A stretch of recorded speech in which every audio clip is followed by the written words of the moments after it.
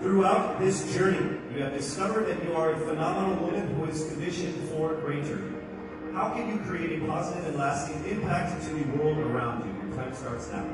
First of all, I need to stick to my core, which is being passionate about educating people. I am a lecturer, and I've been pursuing this because this education had helped me to have the comfortable life that I and my family deserves. And I want to push people. I want them to achieve greater things in life through me. And I know with Miss Universe, anything is possible because I am a phenomenal woman with a heart of peace.